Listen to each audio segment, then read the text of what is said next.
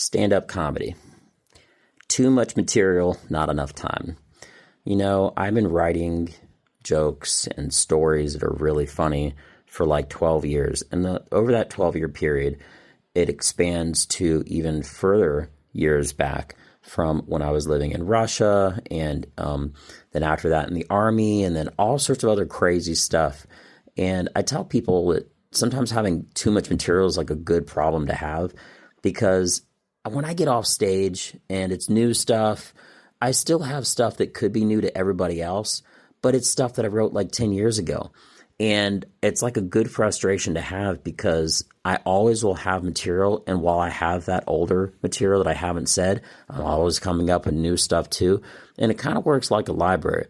And the only reason I'm talking about this is because every time I get off stage, I keep thinking, I wish I could be on longer. That's my passion. I love it. I understand that right now I'm doing an hour of material, and I love it. But even doing an hour and being progressive and coming up with new material and new ideas and always getting better. You see, I can always go back to my older material and refine those jokes now that I'm a better writer. I can always go back to older material and refine the editing of the story or the order that I present the information that I previously wrote several years ago.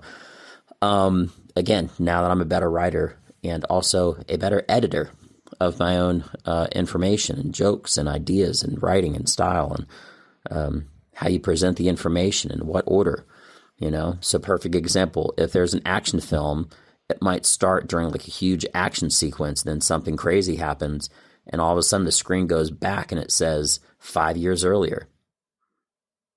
A lot of films do that. A lot of action films start in the middle of a story, right? And then it actually backtracks, so you know how you get to that. And then once you finally get to that point again, then they'll show you what happens like 2 minutes after where they cut it off at, right? To show you the conclusion of the film. It's a really interesting way of doing things, and I don't want to digress too much. But you can do that in comedy too. You can start out in the middle of a story and it's so hilarious, and then you can backtrack and say, well, but first let's talk about how I got there. And it's funny leading up to that, right? So I just wanted to express in this podcast how it is an interesting, weird dynamic and factor to be on stage. And when I'm on stage, I get off. I know, again, only having I'm doing like 1 hour sets now, which is essentially the maximum, but I love it so much. I always want to go over 1 hour. My biggest goal is over delivering the client, because really, in a weird way, even though I'm getting paid for it, that's over delivering in myself. That's me fulfilling, telling these stories to people about living in Russia, something crazy that happened in the Army, or something like my crazy neighbor or something like that, which moved. So I've had several neighbors that moved, so they will remain nameless, but they know who they are.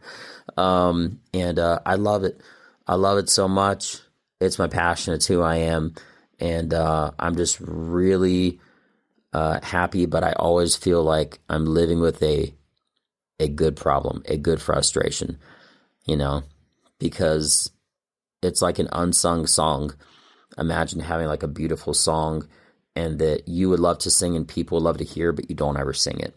It's kind of poetic when you think that. And that's like the metaphor for me when I have all of these stories that are just going untold that no audience has ever heard of. And I didn't even get to try out, but I know they work.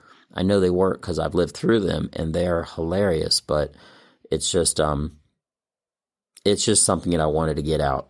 It's just something that I wanted to get out, and I think it really is interesting having these great works of art that are essentially going to be untouched, unheard, and unseen. And it'll remain that way, realistically, because if I'm saying A, I'm not saying B, and if I say B, I'm not saying A.